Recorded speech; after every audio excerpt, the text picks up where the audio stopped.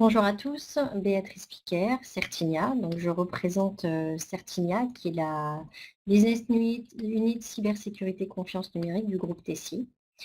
Je suis en charge des équipes Sales et Marketing et je vais vous présenter ce webinaire donc pendant à peu près 30 à 40 minutes. Ce que je vous propose, c'est qu'on va dérouler la présentation et puis on passera aux différentes questions-réponses à l'issue de cette présentation. Je vais la remettre au début. Voilà. Donc l'idée, c'est de vous présenter, on parle beaucoup de signature électronique aujourd'hui, on mélange plusieurs sujets. Donc on mélange le sujet de l'identité numérique, on mélange le sujet de la signature électronique et on mélange le sujet de la souscription. Et du coup, l'idée de ce webinaire, c'était de refaire un point global pour vraiment vous expliquer la différence qu'on peut avoir entre l'identité numérique sécurisée, la signature électronique et ce qu'on appelle un parcours de souscription complet. Voilà. Alors, petite présentation sur le groupe Tessie. Donc, Tessie est une société française qui est spécialisée à l'origine sur tout ce qui est gestion des processus métiers pour le compte d'entreprise, donc que ce soit grande banque, grande assurance ou autres entreprises de différents secteurs, donc typiquement back-office bancaire, le back-office de la relation client ou d'autres processus métiers autour de la RH et de la direction administrative et financière. Plus on évolue vers la digitalisation et plus Tessie a aussi évolué sur des parcours complètement digitaux. Et c'est dans ce contexte en fait qu'ils ont racheté Certinia, donc, qui est la marque commerciale du groupe Dimiotis, puisque c'est très vite posé la question de la sécurité des échanges échangés, c'est très vite posé la question RGPD, c'est très vite posé la question de la sécurité de la signature électronique et des différents documents qui sont digitalisés. Alors Tessie, c'est un groupe qui fait 426,8 millions d'euros de chiffre d'affaires en fin 2017, qui affiche une croissance moyenne de 5 à 6%, qui est coté à Eurolist B et qui comprend 7600 collaborateurs répartis sur 100 pays dans le monde. Voilà, donc il y a 3 divisions, Tessie Document Service pour tout ce qui est gestion des processus métiers, Tessie Customer Marketing, qui est une agence digitale d'accompagnement sur la communication des entreprises. Et puis CPOR, qui est une entreprise qui gère des devises de change et notamment le cours de l'or, qui a été d'ailleurs revendu par Tessie au mois de juin, je crois. Voilà. Donc Certinia, on appartient au groupe Tessie depuis le mois de juillet 2017, donc ça fait un peu plus d'un an. On est à peu près 30 personnes basées en partie sur les équipes techniques à Villeneuve-d'Ascq et pour les équipes commerciales et marketing à Boulogne-Billancourt. Et on est spécialisé dans tout ce qui est cybersécurité confiance numérique. Donc quand on parle de ça, ça veut dire qu'on est audité tous les ans par l'ANSSI, donc l'Agence nationale de sécurité des systèmes d'information, qui nous autorise à délivrer des identités numériques sécurisées et des solutions de signature électronique sécurisées. Donc il y a 2 normes sur la signature électronique et l'identité numérique. Il y a la norme RGS, qui est le Règlement général de sécurité français, qui est un règlement qui a pour but de sécuriser les échanges entre des entreprises et les administrations françaises ou entre les administrations entre elles. IDAS, qui est la norme européenne sur la sécurité de la confiance numérique, a pour vocation d'apporter une sécurité juridique sur l'ensemble des échanges dématérialisés au sein de la communauté européenne et de donner une validité juridique et une interopérabilité de la signature électronique au sein des États membres. Voilà. Mais j'y reviendrai tout à l'heure.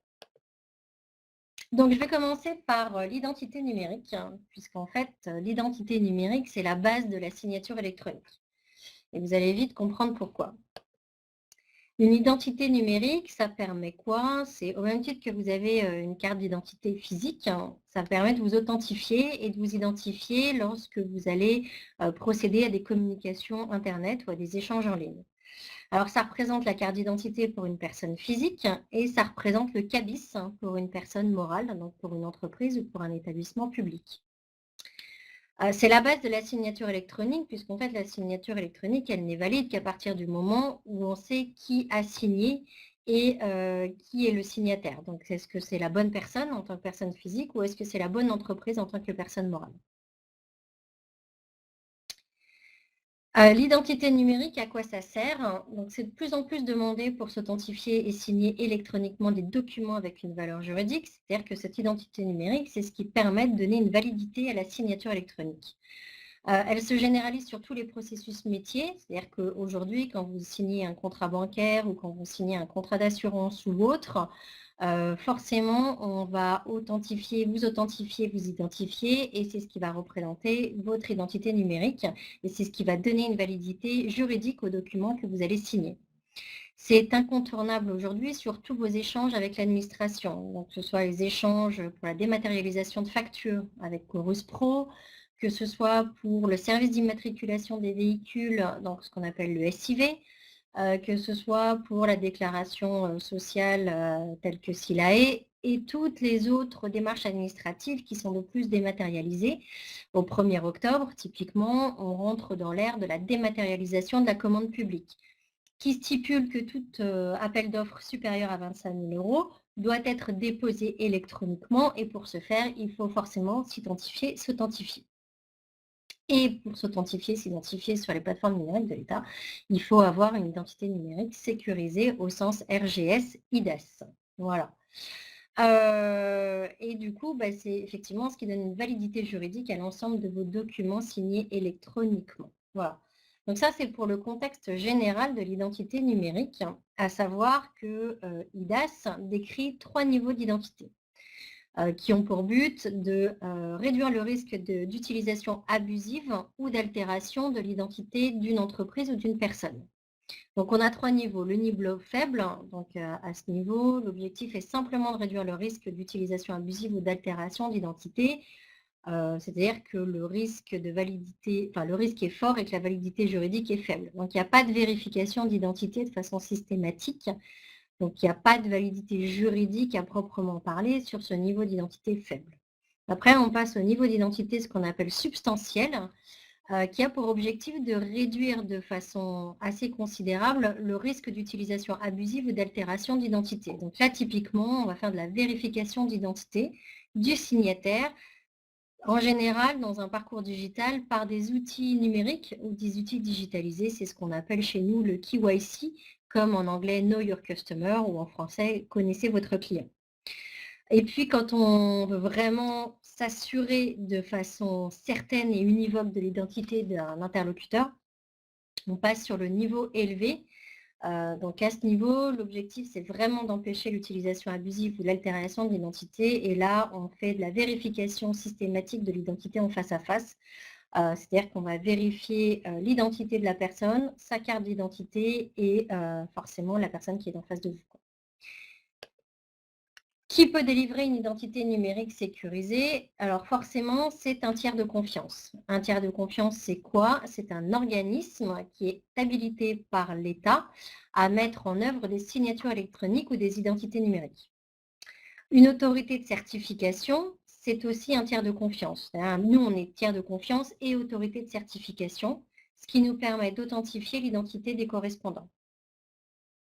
Le groupe LSTI, c'est le groupe qui est nommé en fait par l'État français, mais par d'autres États au sein de la communauté européenne, pour délivrer la certification et qualifier les prestataires de services de confiance selon le règlement européen IDAS. Donc l'ANSSI reste sur le niveau RGS, Règlement général de sécurité français. La LSTI intervient sur la réglementation, la qualification européenne des prestataires de services de confiance. Donc c'est assez sérieux. C'est sécurisé puisque tous les ans, nous sommes audités sur nos processus internes, sur la capacité à conserver les données personnelles des entreprises et des individus, sur les faits juridiques des différents processus de délivrance de nos identités et de nos signatures électroniques. Voilà, et donc du coup, c'est ce qui permet de délivrer une liste de PSCE, comme on appelle, ou prestataires de services de confiance électronique.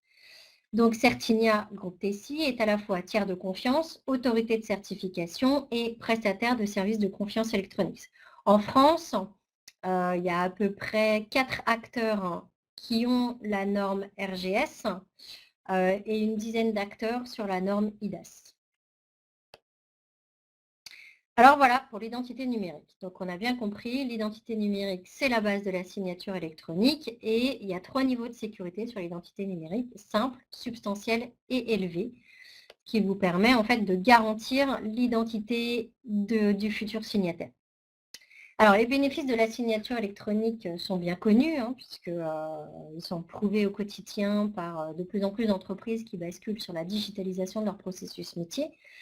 Alors que ce soit des processus RH sur la signature des contrats des employés, que ce soit sur les processus DAF, sur la signature de contrats fournisseurs, ou sur des processus de la relation client sur des contrats commerciaux. Après, de plus en plus, on a des entreprises qui basculent sur la digitalisation documentaire au sens large et qui utilisent le workflow de signature pour faire et de la validation et de la signature. Et donc, du coup, on le retrouve à partir du moment où il y a un document sur l'ensemble des processus métiers et l'ensemble des processus documentaires. Donc, ça accélère les délais de contractualisation puisque, bien sûr, il n'y a pas à imprimer le document, l'envoyer au destinataire par la poste, attendre qu'il signe, que celui-ci le renvoie par la poste et que vous le réceptionnez. Donc, du coup, on s'affranchit d'un certain nombre de délais, que ce soit les délais d'impression, que ce soit les délais de signature ou que ce soit les délais postaux.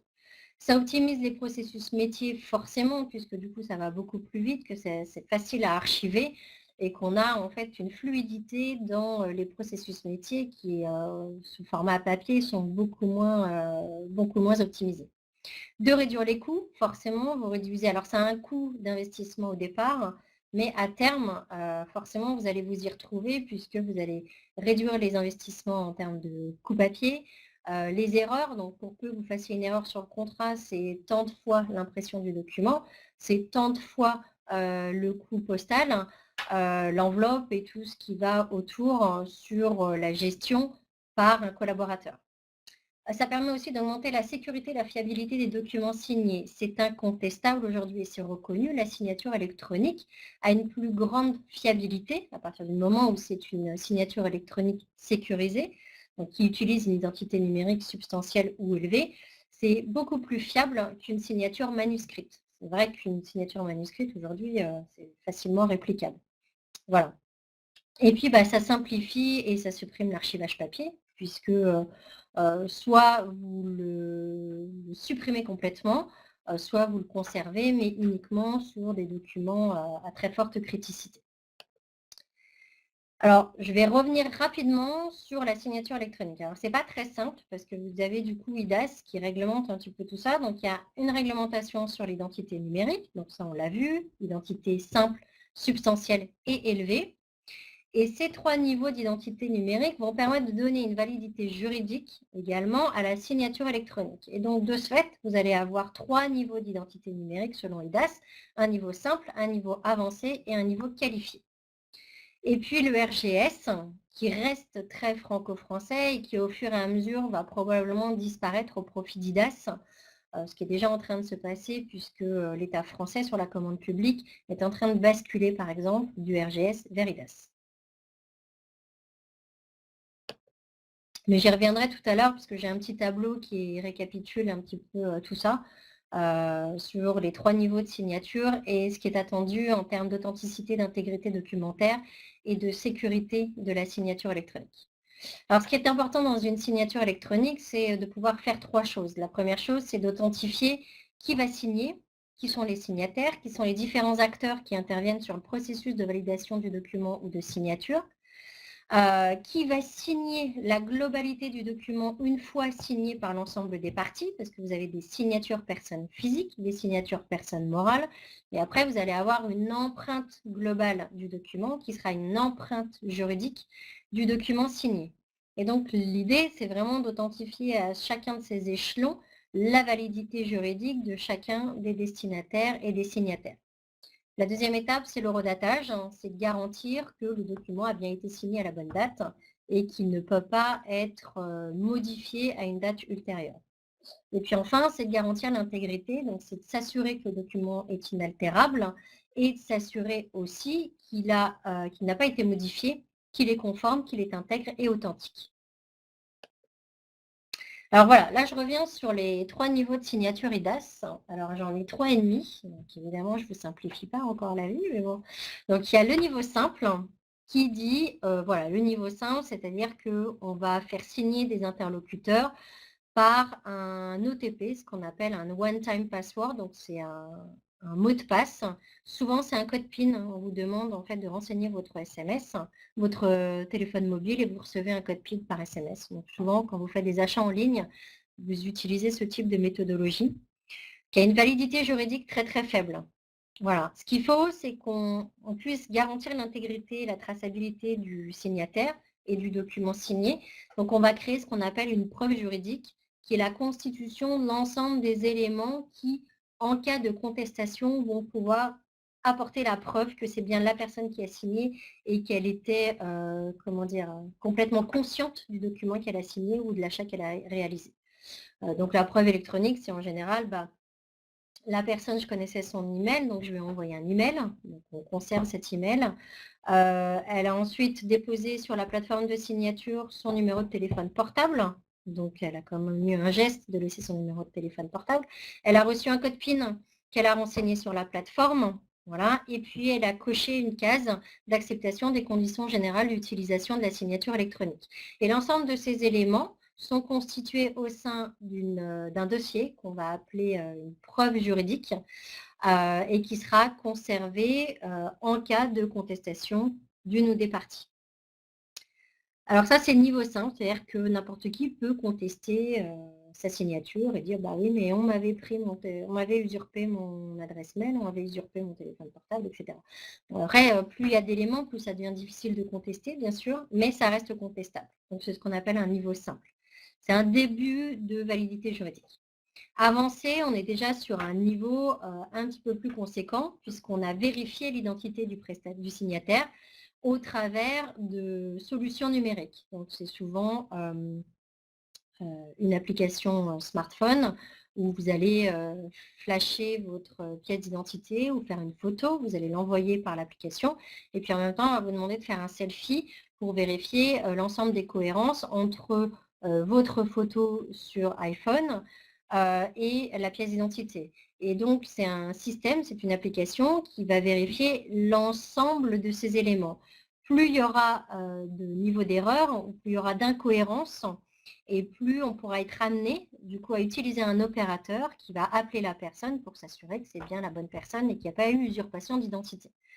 Mais donc, tout ça, ça reste numérique et digitalisé, ce qui permet quand même d'optimiser les parcours digitaux sans être obligé de faire une vérification en face à face de la pièce d'identité. Donc, c'est déjà un niveau assez conséquent qui donne lieu en général à un certificat électronique. C'est-à-dire qu'une fois qu'on a vérifié l'identité du signataire, on va délivrer ce qu'on appelle un certificat à la volée qui est utilisable une seule fois pour la signature d'un contrat. On est en train de sortir, et ça sera disponible à partir du mois de novembre, un autre certificat qu'on appelle un certificat hébergé, qui est un certificat que vous pouvez acheter sur une durée beaucoup plus longue et qui vous permet de faire autant de signatures que vous le souhaitez. Donc, vous avez deux systèmes, le certificat à la volée qui est émis une fois pour un seul usage, ou le certificat hébergé qui est émis pour une durée plus longue, multi-usage. Ensuite, j'ai le niveau avancé avec certificat qualifié, donc c'est un niveau avancé plus plus qui là est utilisé souvent quand vous avez déjà un certificat numérique RGS 2 étoiles IDAS que vous utilisez pour vos démarches administratives, puisque c'est obligatoire. Du coup, on va réutiliser ce certificat qui a été délivré suite à une vérification en face à face de votre identité pour signer avec un niveau avancé plus plus certains documents. Et puis le niveau qualifié, donc qui est présumé fiable, c'est-à-dire que s'il y a contestation, c'est à la personne qui conteste de démontrer que la signature électronique n'est pas valide. Donc là, c'est un peu plus compliqué, puisque devant une cour de justice, on considère que le niveau est tellement élevé que c'est présumé, quoi qu'il arrive, fiable. Donc là, on va vérifier effectivement l'identité du signataire en face à face, mais en plus, on va délivrer un certificat numérique qui a un niveau élevé par rapport au substantiel. Alors, là, on a fait le tour de l'identité numérique, qui est la base de la signature électronique. Identité numérique 3 niveaux, simple, substantiel, élevé, qui vous permet d'avoir un niveau de signature électronique à 3 niveaux, simple, avancé, qualifié. Donc là, vous avez déjà tout compris sur l'identité numérique et sur la signature électronique. Après, on arrive à dire, OK, mais la signature électronique, c'est bien, mais c'est un parcours global de souscription, puisqu'en fait, la signature vient quasiment en bout de chaîne une fois que la personne, elle s'est déjà enregistrée, qu'elle a déjà fait un certain nombre de procédures. Donc nous, ce qu'on considère qui est important dans un parcours de signature électronique, c'est que ces 3 solutions soient complètement imbriquées, complètement fluides et intégrées au sein d'une solution commune. Donc la première étape, c'est l'enrôlement. Ce qu'on appelle l'enrôlement, c'est la capacité de collecter l'identité du destinataire, du signataire, de la vérifier et d'authentifier que le signataire est bien le bon. La deuxième étape, c'est une application de validité contractuelle, documentaire et de signature. C'est-à-dire que c'est une application, je vous la montrerai tout à l'heure, qui vous permet de dire je vais aller chercher un document sur mon poste de travail où je fais appel à une GED. Ce qu'on appelle une GED, c'est une solution de gestion électronique documentaire. Donc je vais chercher ce document et je vais définir des parcours de signature en décidant des valideurs qui vont valider le document et des signataires qui vont signer le document. C'est peut-être les mêmes personnes ou ça peut être des personnes complètement différentes. Et l'ensemble de ce processus, c'est ce qu'on appelle un parcours de souscription et un workflow de validation et de signature. Ensuite, une fois que j'ai fait ça, donc j'ai vérifié l'identité, j'ai créé mon parcours de validation et mon parcours de signature, je vais aller décider quel type de signature je veux faire apparaître sur mon document en fonction du risque juridique que ce document comprend. Donc soit c'est un risque faible, typiquement parce que la valeur du contrat est faible, ou parce qu'il y a très peu de chances que le document soit falsifié ou que le destinataire ne soit pas le bon, parce que je le connais, c'est peut-être déjà un client, il a déjà été identifié par mes services, je l'ai déjà rencontré en agence, donc je sais déjà que ce signataire est valide. Et donc du coup, je peux utiliser une signature simple par OTP, en sachant qu'il peut quand même contester la validité de la signature électronique. Je peux choisir la signature avancée avec certificat à la volée ou signature avancée par certificat hébergé. Ou encore la signature qualifiée avec un certificat qualifié. Et puis la dernière étape, c'est de m'assurer que de façon chronologique, le processus va directement envoyer dans ce qu'on appelle un service d'archivage électronique à valeur probatoire, non seulement l'enveloppe de preuve, qui est constituée des différents éléments remplis par le signataire qui démontre qu'il a une action volontaire de signature, et puis également qui va venir archiver l'ensemble des documents qui ont été signés par l'ensemble des prestataires, par l'entreprise elle-même et par les différents signataires. Et donc, c'est l'ensemble de ce processus qu'on appelle un parcours complet de signature qui va de la collecte des documents, de la vérification de ces pièces d'identité de ces documents, du workflow de définition des processus de validation et de signature, de la signature et des différents niveaux de signature juridique jusqu'à l'archivage électronique.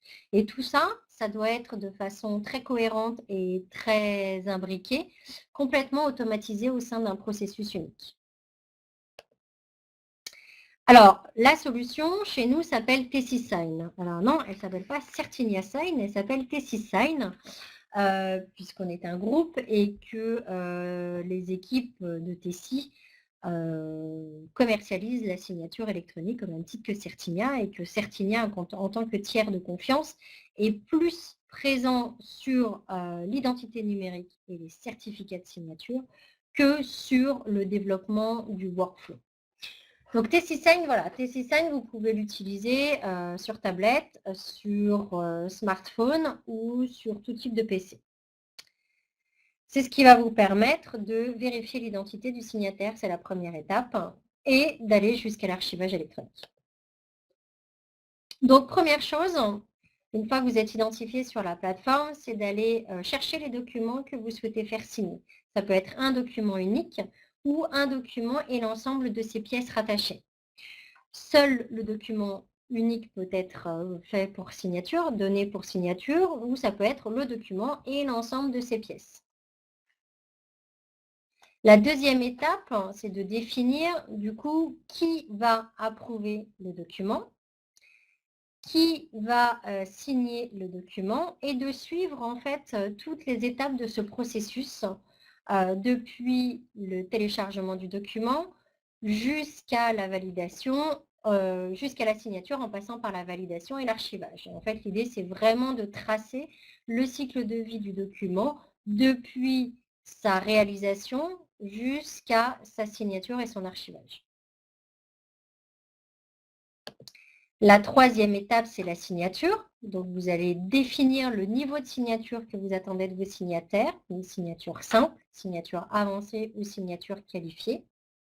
Et le signataire va recevoir un email lui précisant qu'il a un document à disposition sur la plateforme TessiSign ou qui sera brandé par la société qui utilise l'application. Vous avez un document en signature de la part de telle entreprise. Merci de vous connecter sur cette plateforme pour aller signer le document.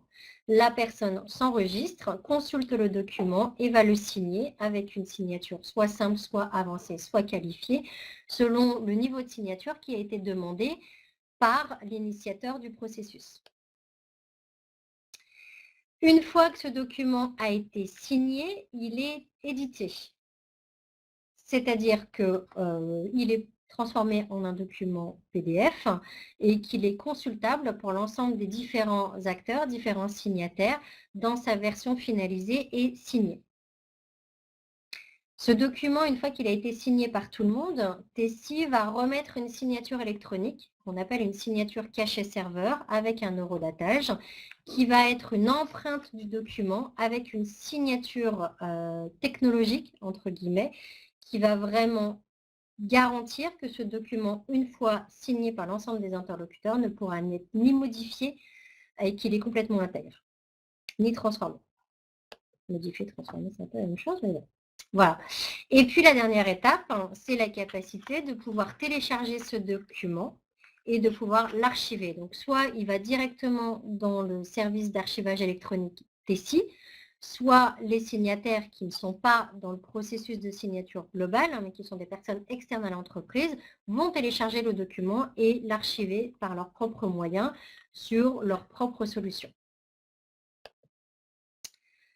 Alors, là, on a fait de la signature électronique, un parcours complet de signature pour une entreprise et des signataires.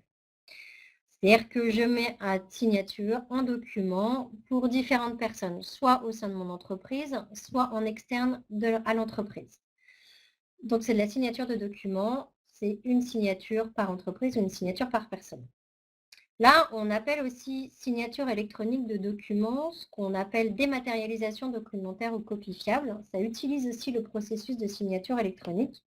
Ça consiste à faire quoi? Ça consiste à dire, je veux complètement faire du zéro papier. Et donc, je veux m'assurer néanmoins devant l'État français en cas d'audit ou en cas de vérification que mes documents sont conformes, intègres, qui n'ont pas été modifiés et qui ont donc la même valeur juridique que mes documents physiques. Pour ça, il faut que je les digitalise, donc je prends le papier physique et je le transforme en numérique. 2, je dois le signer, donc c'est une signature cachet serveur. C'est le même cachet serveur qui va signer un document qui a été signé de façon individuelle pour en faire une empreinte juridique. Donc là, on fait la même chose, sauf que ce cachet serveur, il va signer en masse des documents pour le compte d'une entreprise. Il va les eurodater pour le compte d'une entreprise et les archiver sur un système d'archivage électronique. Ça permet de faire quoi? Ça permet de donner une validité juridique à tout document digitalisé en masse. Donc, c'est de la facture, dématérialisation de facture, c'est de la dématérialisation de bulletins de paye, dématérialisation en général de tout ce qui est document d'expertise comptable et tout autre document qui, à l'origine, était archivé physiquement, donc ce qui a un certain coût, qui était archivé en cas d'audit, voilà, ou en cas d'audit piste fiable, et transformé avec une validité juridique équivalente en pièces numériques. Et c'est ce qu'on appelle la copie fiable. Voilà. Donc, vous garantissez l'origine et l'intégrité de vos documents. Vous libérez vos armoires et réduisez le coût d'archivage physique de vos documents. Et bien sûr, vous simplifiez vos recherches documentaires puisqu'ils sont archivés électroniquement, donc plus simples à retrouver. On va venir signer tout type de documents, donc ça peut être du PDF, ça peut être du XML, ce qu'on appelle du XADES, ou du CADES, c'est tout type d'autres formats. Et puis, on va venir les signer et les eurodater avec une validité plus ou moins longue selon la durée de conservation du document, donc ce qu'on appelle le time ou long time. Et puis, on va venir l'archiver de façon automatique avec une validité aussi juridique plus ou moins longue selon le document. Donc, c'est ce qu'on appelle le long time archivage. Voilà pour ce qui est de parcours complet de souscription. Donc, on a vu un parcours complet de souscription qui part de l'identité numérique. Donc, on a refait un périmètre global de qu'est-ce qu'une identité numérique et quels sont les différents niveaux d'une identité numérique. On a parlé de la signature électronique au sens RGS et au sens IDAS. On a parlé du parcours complet de souscription, depuis la vérification documentaire de l'identité de la personne jusqu'à l'archivage à valeur juridique du document. Et puis, on a un petit peu dérapé, puisque c'est un autre sujet de signature électronique, sur de la signature électronique en masse pour faire de la copie fiable. Voilà. Alors, les points forts de Certinia, tout d'abord, c'est que nous sommes certifiés RGS et IDAS, c'est-à-dire qu'on est une autorité de certification qui a les pouvoirs pour délivrer des identités numériques élevées et substantielles et des signatures électroniques simples, avancées ou qualifiées au sens IDAS et RGS. On est compatible avec tout type de signature, donc que ce soit du certificat sur clé token, du certificat hébergé ou du certificat à la volée ou de l'OTP. On permet la validation, mais aussi la signature de documents en toute simplicité. C'est ce que vous avez vu dans l'application de workflow, ce qu'on appelle un workflow ou un parapheur électronique. C'est une solution qui existe en mode SaaS ou en mode API ou hébergée chez le client, qui existe sur tout type d'équipement, PC, tablette ou mobile, qui est consultable, utilisable sur tout type de hardware, et qui est développé, bien sûr, et opéré en France, et qui a le visa de sécurité de l'ANSSI, donc l'Agence nationale de sécurité des systèmes d'information. Voilà, j'en ai fini pour ce tour complet sur un parcours de souscription sécurisé et digitalisé. Si vous avez des questions, n'hésitez pas, c'est le bon moment. Voilà, j'espère que j'ai été claire sur un sujet qui est un petit peu compliqué comme ça. Néanmoins, si vous avez d'autres questions ou si on n'a pas trop le temps de les aborder, n'hésitez pas à me contacter. Donc, sur ma boîte mail personnelle, b.piquet@certinia.com ou sur contact@certinia.com. Voilà. Quels sont vos différenciateurs par rapport à une solution comme Trust and Sign de Neteos? Je ne les connais pas. Je ne crois pas les avoir vus dans la Trusted List LSTI, Neteos. Je ne sais pas si c'est une société française ou européenne. Je ne sais pas, je regarderai. Mais pour que nos concurrents, en fait, vous les retrouvez sur le site web de la LSTI. Il y a une Trusted List, donc une liste de confiance, entre guillemets, qui va vous référencer tous les acteurs qui sont reconnus conformes au règlement général de sécurité français et au règlement IDAS, tant sur la signature électronique que sur l'eurodatage. Voilà. Donc, Trust and Sign de Neteos, je ne les ai pas vus dans la liste, mais je vais regarder et je vérifierai s'ils sont effectivement IDAS et RGS compliant. Quel est le modèle financier? Alors, le modèle financier, il va être différent si vous prenez, parce qu'évidemment, vous pouvez prendre le parcours complet dans son ensemble ou vous pouvez prendre qu'une brique. Donc, si vous prenez, par exemple, le workflow de signature uniquement pour de la validation documentaire, donc c'est juste de la validation interne, c'est 29 € par utilisateur et par mois, donc c'est du web service. Si vous prenez en plus de la signature électronique, vous avez deux possibilités. Soit vous prenez ce modèle avec un tarif par utilisateur et vous avez votre propre certificat de signature électronique ou vous l'achetez à part. Ou sinon, en fait, TC Sign au global fait un modèle avec du coût à la signature. Voilà. Donc les différents modèles économiques vont dépendre en fait de vos usages. Ils vont dépendre, est-ce que vous êtes sur une approche de vérification documentaire de la pièce d'identité à distance ou en physique. Donc voilà, il y a quand même pas mal de paramètres à prendre en compte. Il y a le paramètre, est-ce que c'est de la signature simple, avancée ou qualifiée? Ce qui fait que donner un chiffre comme ça, c'est pas très simple. Mais en gros, c'est un modèle par abonnement avec un coût à la signature. Voilà. Français à Montpellier. Ah, je sais pas, je les connais pas. Alors, ils doivent pas être référencés RGS IDAS, sinon je les connaîtrais. Aujourd'hui, les acteurs qui sont référencés RGS et IDAS, on en compte 5, pas plus. Je ne vous citerai pas les noms, parce que je ne vais pas parler de mes concurrents, mais ils sont facilement identifiables sur la Trusted List. Bon.